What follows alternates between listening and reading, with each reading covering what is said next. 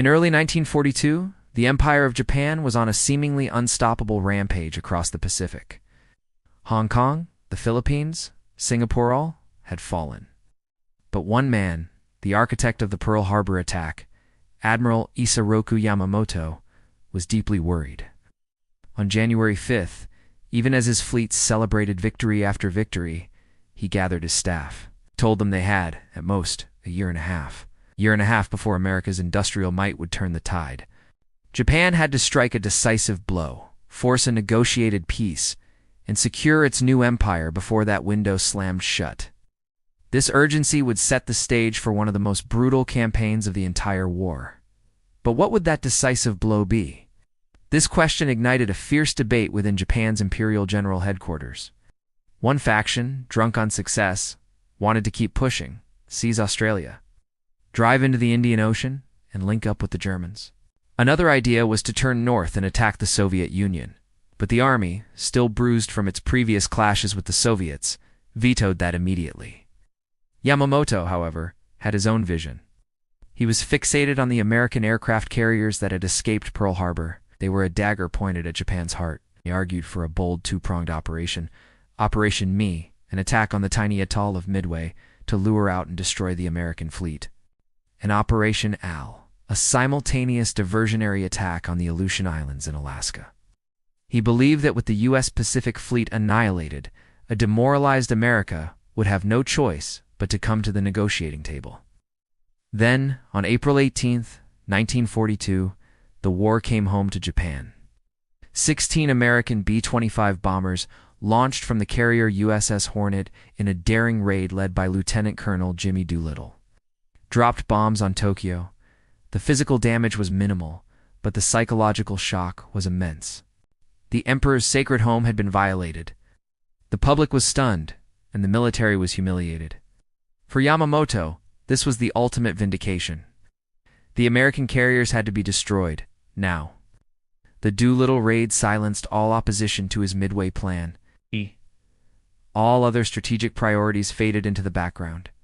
The focus of the entire Japanese Navy narrowed to a single point in the vast Pacific, Midway. The resulting Battle of Midway in June 1942 was not the glorious victory Yamamoto had envisioned. It was an unmitigated catastrophe. In a few short hours, Japan lost 4 of its best and most experienced fleet carriers, the Akagi, Kaga, Soryu, and Hiryu. Along with them went hundreds of elite, irreplaceable pilots. The naval balance of power in the Pacific shifted in a single day. But the Japanese high command couldn't admit the scale of the disaster. The truth was ruthlessly suppressed. The returning sailors were quarantined, official reports were falsified. Even the Japanese army was kept in the dark about the true extent of the naval losses. Japan tried to pretend Midway never happened, but the gaping hole in their carrier force would have devastating consequences. While Japan was reeling from Midway, their construction units were busy elsewhere. On a remote, jungle-choked island in the Solomon Chain called Guadalcanal, they began building an airfield. This airstrip would be a critical link, allowing Japanese bombers to threaten the vital sea lanes between the United States and Australia. Cutting this lifeline could effectively knock Australia out of the war, but the Allies were watching.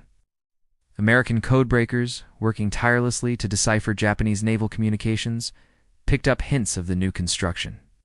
Their intelligence was confirmed by a network of brave Australian coast watchers, who hid in the jungles of the Solomon Islands, reporting on Japanese movements. The news of the Guadalcanal airfield landed on the desk of the formidable Admiral Ernest J. King, the U.S. Chief of Naval Operations. King was a man of action, and he immediately saw the threat. He knew they had to strike first and seize that airfield before it became operational. This decision, however, sparked a major command dispute. The senior U.S. Army commander in the region, the famous General Douglas MacArthur, wanted to lead the counteroffensive himself, aiming for a grand assault on the main Japanese bastion at Rabaul, but Admiral King would have none of it. He distrusted MacArthur and was determined that this operation, as the first major American offensive of the war, would be a Navy and Marine Corps show. After a heated debate that went all the way to the White House, King won. The initial phase of the operation, codenamed Watchtower, which included the capture of Guadalcanal, would be under Navy command. The green light was given, but America was far from ready. The order to attack was a shock to the commanders on the ground. Admiral Robert Gormley, the overall commander in the South Pacific, and even General MacArthur, argued for a delay. They were desperately short of everything: landing craft, supplies, and most importantly, time to train their troops for a complex amphibious assault. The Marines who would make the landing were still learning their trade. But Admiral King's response was blunt. No. The risks of waiting were greater than the risks of attacking now. The operation would proceed as planned, ready or not. This sense of haste and improvisation was palpable in the final planning meeting held aboard the carrier USS Saratoga. The atmosphere was already tense, but it turned downright sour when the task force commander, Admiral Frank Jack Fletcher, made a stunning announcement. Fletcher was the senior carrier admiral, a survivor of both the Coral Sea and Midway. He was acutely aware of how vulnerable his precious few carriers were, especially in the confined waters around the Solomon Islands, which the Japanese called Torpedo Junction. He declared that he would only provide air cover for the landings on Guadalcanal for 2 days. After that, he was pulling his carriers out, leaving the Marines on the beach to fend for themselves. The commander of the landing force, Admiral Richmond K. Turner, was furious. 2 days was not nearly enough time to unload all the men and supplies. The Marines would be stranded. But Fletcher was adamant. His primary duty, he argued, was to preserve the carriers. The decision stood, casting a dark shadow over the entire operation before it even began. On August 7, 1942, the American invasion fleet arrived off Guadalcanal, achieving complete and utter surprise. Japanese intelligence had no idea an attack was coming. On Guadalcanal itself, the landing was almost laughably easy. The 1st Marine Division stormed ashore to find the airfield mostly deserted. Japanese construction troops, mainly Korean laborers and a small naval guard force, had fled into the jungle. But just across the water on the smaller islands of Tulagi and Gavutu, it was a different story. There, the Marines ran into the elite Japanese Yokosuka 5th Special Naval Landing Force. These were not laborers. They were highly trained, battle-hardened naval infantry. Fighting was savage, often hand-to-hand in a maze of caves and dugouts.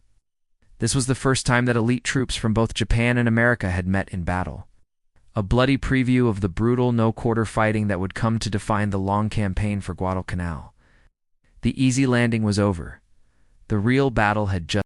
The fight for Guadalcanal wasn't just on one island. On August 7, 1942, as Marines landed on Guadalcanal, another fierce battle was unfolding across the water on the small island of Tulagi. Here, Merritt Edson's elite 1st Raider Battalion and the 2nd Battalion, 5th Marines, ran into a buzzsaw. About 250 experienced Japanese troops were waiting, dug into fortified positions, using snipers and well-camouflaged dugouts to pick off the advancing Americans. The Marines were immediately shocked by the enemy's fighting spirit. This wasn't like any opponent they had faced before.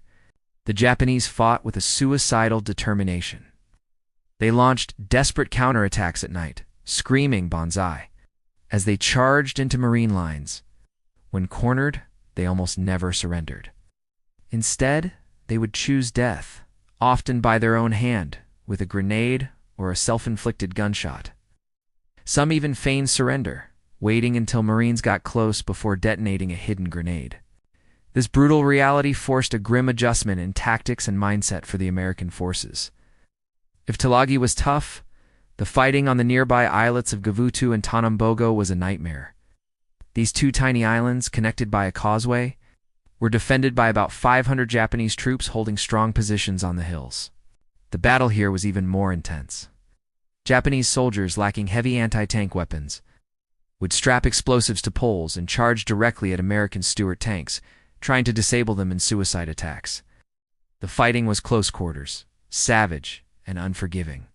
By the end of it all, the entire 500-man Japanese garrison on Gavutu and Tanambogo was wiped out, fighting literally to the last man. While the Marines were locked in these brutal ground battles, a critical decision was being made at sea.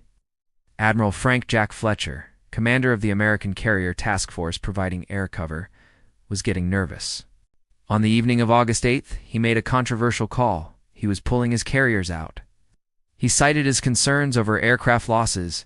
He delost 21 of his 99 fighter planes and the risk of Japanese naval or air attacks. He made this decision even before getting approval from his superior, Admiral Gormley. This withdrawal would leave the invasion fleet and the Marines on the ground dangerously exposed. Without their crucial air support, the Japanese air reaction had been swift. As soon as the invasion began on August 7th, naval headquarters in Rabaul, New Guinea, launched a counterstrike. However, the dogfights revealed a worrying truth. The Japanese A-6M0 fighter was a superior aircraft to the American F-4F Wildcat in many ways. It was faster, more maneuverable, and could outturn the Wildcat with ease. American pilots quickly learned that trying to dogfight a 0-1-on-1 was a recipe for disaster. New tactics were developed on the fly. Pilots were instructed to stick together in pairs, using a scissoring maneuver where they would weave back and forth, allowing their wingmen to cover their tail and bring the Wildcat's superior firepower and ruggedness to bear. The Zero, while agile, was lightly armored and couldn't take much punishment. Teamwork, not individual heroics, would be the key to survival. The air attacks continued on August 8th. The Japanese were relentless. This time they scored significant hits. One damaged bomber, trailing smoke, deliberately crashed into the transport ship George F. Elliott, setting it ablaze.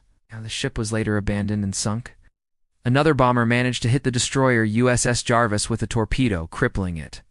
Fatally damaged and attempting to limp away for repairs, the Jarvis would later be caught by Japanese planes and sunk with all hands. Despite these losses, the main objective on the ground was achieved. The Marines on Guadalcanal advanced across the island and captured the prize they had come for. The nearly completed Japanese airfield, which they would soon rename Henderson Field. Meanwhile, in Rabaul, the commander of the Japanese 8th Fleet, Vice Admiral Genichi Mikawa, was not sitting idle. The moment he received the report of the American invasion, he began to assemble a response. He initially dispatched a small group of troop transports to reinforce Guadalcanal. But when the first ship was promptly sunk by an American submarine, Mikawa realized he couldn't risk sending his slow, vulnerable transports into the hornet's nest. He needed a different plan. Mikawa decided to play to his strength, night fighting. The Imperial Japanese Navy had trained extensively for night combat, a skill the U.S. Navy had largely neglected. He assembled a powerful striking force of 5 heavy cruisers, 2 light cruisers, and a single destroyer. His plan was audacious. He would lead his flotilla down the channel between the Solomon Islands, a passage that would become known as the Slot under the cover of darkness, and launch a surprise attack on the unsuspecting Allied fleet guarding the transports. The attack was scheduled for the night of August 8th. A catastrophic intelligence failure set the stage for the disaster to come. Allied reconnaissance was a mess, fragmented between different commands that didn't communicate well. General MacArthur's Army aircraft, Admiral McCain's land-based Navy planes, and Admiral Fletcher's carrier planes all had their own areas of responsibility. Admiral Turner, in charge of the amphibious force, was horrified to discover that on August 8th, the most obvious enemy approach route, the Slot, was left completely uncovered. A crucial message had been lost, and no reconnaissance flight was sent to check the passage. Mikawa's powerful strike force was sailing directly towards the Allied fleet, completely undetected. The stage was set for one of the worst naval defeats in U.S. history. Thanks for watching, and be sure to subscribe for the next chapter in this incredible story.